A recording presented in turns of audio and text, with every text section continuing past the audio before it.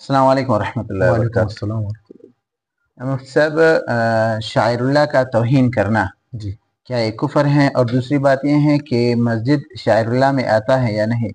تیسری بات یہ ہے کہ مسجد کو راستے کے لیے گرانا کیسا ہے؟ یہ توہین میں آتا ہے یا نہیں؟ بسم اللہ الرحمن الرحیم۔ اللہ رب العزت نے اپنے کلام پاک میں فرمایا وَمَنْ أَظْلَمُ مِمَّنْ مَنَعَ مساجد اللہ۔ اللہ، کہ اس سے بڑا ظالم، حالانکہ قرآن میں کئی اس طرح کی بات نہیں آئی جس کو اتنا بڑا ظالم کہا، جی اس میں تفضیل لا کے فرمایا کہ اس سے بڑا ظالم کون ہے؟ جو اللہ رب العزت کے گھروں سے لوگوں کو کیا کرے؟ منع کرے۔ منع کرے۔ جی دوسری جگہ آتا ہے أَرَأَيْتَ الَّذِي يَنْهَى عَبْدًا إِذَا صَلَّى، اے نبی علیہ السلام شخص کو دیتے ہو، ایک شخص نماز پڑھتے تو کیا کر رہے؟ نماز سے روک رہے۔ تو سوچو جو نماز سے روکنے والے لوگ یہ کس طرح کے لوگ ہوتے ہیں؟ جی صحیح، آگے خود انسان سوچے۔ پھر دوسری بات یہ ہے کہ جو نماز سے روکے اسے اللہ نے بہت بڑا ظالم کہا کہ اس سے بڑا ظالم کوئی نہیں ہے۔ تو جو شخص مسجد کو گرائے گا تو یہ کتنا بڑا ظالم ہوگا؟ جی سمجھے نہیں؟ جی یہ ایک بات ہوگی۔ دوسری بات یہ ہے کہ ہمارے عوام کو دھوکہ دیا جاتا ہے۔ جی کیا دیا جاتا ہے؟ دھوکہ دیا جاتا یہ ہے۔ جو مولوی مسجدوں کو گرانے کے جو اس میں فتح، یہ عوام کیا کرتے ہیں؟ دھوکہ دیا جاتا ہے۔ جی ابھی دیکھیں، میرے اوپر بھی کسی نے اعتراض کیا تھا، کہتے ہیں اس نے میرے سوال کا صحیح جواب نہیں دیا ہے۔ جی تو میں نے کہا آپ کا سوال ہی غلط تھا۔ جی دیکھیں، ایک ہے راستے میں، لوگوں کو کہتے ہیں کہ راستے میں مسجد بنانا جائز نہیں ہے۔ جی دیکھو کہتے ہیں کہ یہ شامی کے اندر موجود ہے۔ جی بالکل شامی کے اندر عبارت موجود ہے، راستے میں مسجد بنانا جائز نہیں ہے۔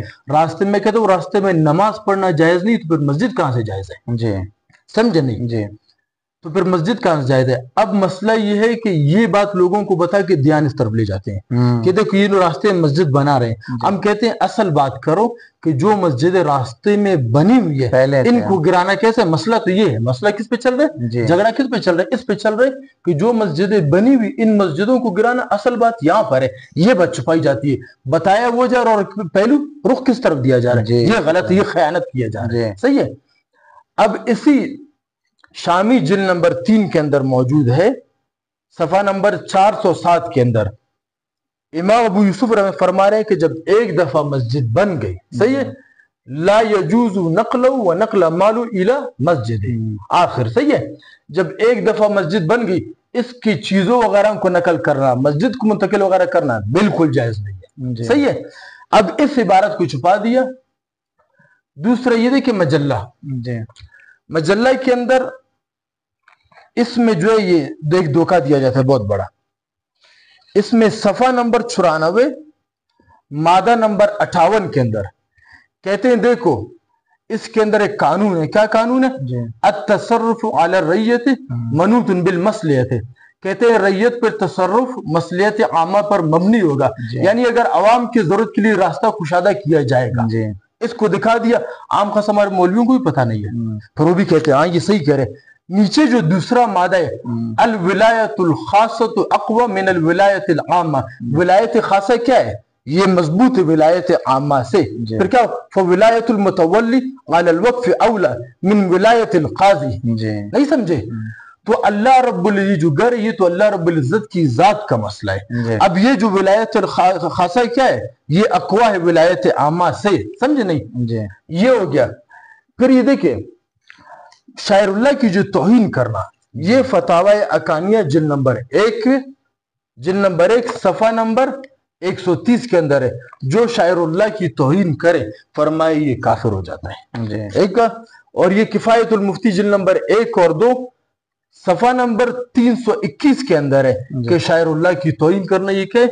کفر ہے۔ اب یہ مسجدیں جو ایک دفعہ بن گئی ان کو کوئی نہیں گرا سکتا، ان کو کوئی نہیں گرا سکتا۔ یہ ہے آسن الفتاوی جلد نمبر 6 صفحہ نمبر 451 کے اندر کہ مسجد کو دوسری جگہ منتقل کرنا بالکل جائز نہیں ہے۔ اس کے بعد یہ دیکھیں امداد الاحکام، امداد الاحکام جلد نمبر 3 صفحہ نمبر 235 میں ہے کہ مسجد جب ایک دفعہ بن گئی اب اس کو اپنی جگہ سے بالکل دور نہیں کیا جاتا ہے۔ جدید فقہی مسائل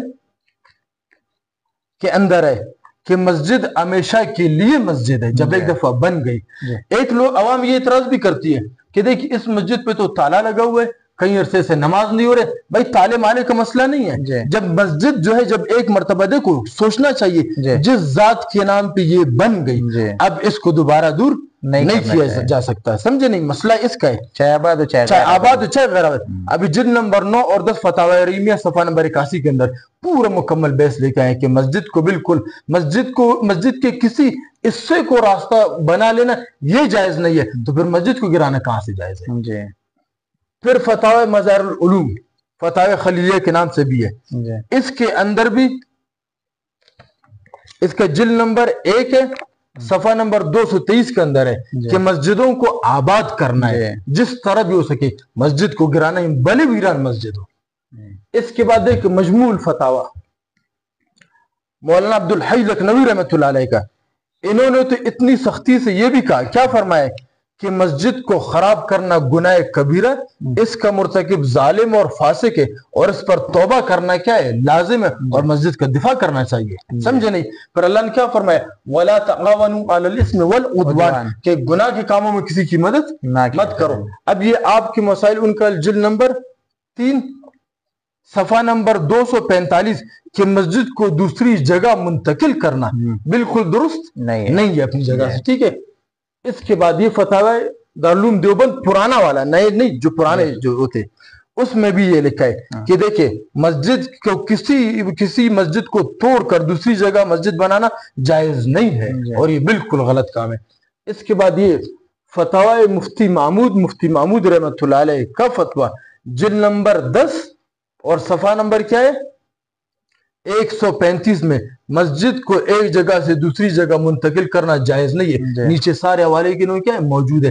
ابھی بعض لوگ کیا کہتے ہیں جب حکومت مسجد کو توڑ کر دوسری جگہ مسجد بنا کے دے رہے تو مفتی صاحب آپ کو کیا مسئلہ ہے. تو میں نے کہا اگر حکومت کہے تم اپنا کیا کرو باپ بدلو, میں تمہیں دوسرا باپ دیتا ہوں, تو پھر اس میں کیا عرض ہے. اگر کوئی حکومت کہے کہ آپ اپنا چھرسی بیٹا مجھے دو میں آپ کو حافظ قرآن دوں, اس میں کیا عرض ہے. اور یہ دیکھیں امداد الفتاوی جلد نمبر 6 صفحہ نمبر 212 میں کہ اگر حکومت کی زمین پر عوام نے مسجد بنا لی, بعد میں حکومت نے اس وقت کچھ نہیں کہا, تو فرمایا حکومت بھی اس کو گرا نہیں سکتی ہے, تو پھر عوام کیسے گرا.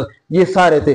اب یہ معارف القرآن مفتی شفیع رحمۃ اللہ علیہ نے اسی آیت کے اوپر مسجد کے بارے میں پوری تفصیل صفحہ نمبر جلد نمبر 1 صفحہ نمبر 295 سے کافی صفحے تک نہیں, آگے پورے مفتی صاحب کے فتوے موجود ہیں, ان کا بھی اب مطالعہ کر لے. اس کے بعد المبسوط کے اندر نہیں ہے, یہ سارے دیکھے مسجدوں کے بارے میں سارے نشان ہم لگا چکے ہیں. اس کے بعد بحر الرائق اور جز الخامس کے اندر دیکھے کنز العمال کے سارے دیکھے فتاوی وغیرہ اس کے اندر موجود ہے. اس کے بعد فتاوی عالمگیری میں امام حنیفہ کیا فرماتے ہیں جلد نمبر 2 امام صاحب نے فرمایا کہ راستے کو مسجد میں شامل کرو تاکہ مسجد کو بڑا کرو, نہ کہ تم مسجد کو راستے میں شامل کر کے مسجد کو گراؤ. یہ فتاوی عالمگیری کے اندر بھی یہ موجود ہے. اب یہ کنز العمال نہیں ہے, کنز العمال کے اندر تو یہ صاحب کنز العمال اتنے زیادہ دلائل لے کے آئے ہیں, عقلی دلیل بھی بہت لے کے آئے. فرمایا تھا کہ صاحب عقل کے لیے یہی کافی ہے. اس کے بعد ایک رد المطار کے اندر بھی لائے. اس کے بعد فتاوی مفتی محمود گنگوئی رحمۃ اللہ علیہ کا وہ ایسی باتیں لے کے آئے مسجدوں کے بارے میں, دیکھیں سارے میں آپ کو دکھا رہا ہوں کہ بالکل مسجد کیسے مسجد بن جاتی ہے. فرمائے یہ بھی بتائے کہ مسجد جب ایک دفعہ ہو گئی کس طرح مسجد بن جاتی ہے, تو فرمائے جائز نہیں. اس کے بعد ہمارے بلوچستان کے جو بڑے مفتی اعظم مفتی گل حسن صاحب ان کی جو کتاب ہے کتاب الفتاوی جلد نمبر 2 کے اندر مفتی صاحب نے بھی لکھا ہے جب ایک دفعہ مسجد بن گئی اب یہ قیامت تک مسجد ہی رہے گی, اس کا منہدم کرنا اور تبدیل کرنا بالکل جائز نہیں ہے. مفتی صاحب کا بھی فتویٰ ہے. اب یہ سارے فتوے دیکھیں آپ کے سامنے.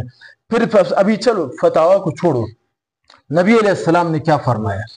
نبی علیہ السلام نے فرمایا اللہ رب العزت نے چند چیزیں میرے لیے کیا کر دی حلال کر دی جو پہلے امتوں کے لیے حلال نہیں تھے. اب اس امت کی قربانی کو سارے کھا سکتے ہیں. پہلے کیا ہوتا تھا آگ کی قربانی کو جلا دیتی تھی, اور فرمایا کہ میرے لیے اللہ رب العزت نے पूरी रुई जमीन को मस्जिद बना दिया। क्या बना दिया? मस्जिद बना दिया। फरमाए जहां भी मेरी उम्मती है मैं चाहूंगा सजदा कर सकते, जिधर सजदा कर दिया वो मस्जिद के हुक्म में। तो हमारे जो रास्ते ये मस्जिद की जगह पर बने हुए हैं, मस्जिद रास्ते की जगह पर नहीं बनाए। तो लिहाजा इन मौलवियों से मैं कहता हूँ लोगों को धोखा देना छोड़ दो। मसला क्या है कि रास्ते में मस्जिद बनाना ये सब ने कहा है कि बिल्कुल मना है। आज जो मस्जिद बनी हुई है उसको रास्ते के लिए गिराना मसला इस पर है। ये मौक़िफ़, ये सारे और भी फतवे बहुत मौजूद है। तो ये बयान मैंने सिर्फ अवाम के लिए किया। अक्सर अवाम साथियों ने मुझसे कहा कि मुफ्ती साहब आप इस मौजूद पर बनाए, क्योंकि बाद उलमा में क्या करते, परेशान करते हैं इस तरह तो हम कहेंगे ये सारे फतवे मौजूद है, कहीं भी ये चीज जायज नहीं है। तो अल्लाह ताला हम सबको दीन की सही समझ अता फरमाए। जज़ाकल्लाहु खैर व अहसनुल जज़ा।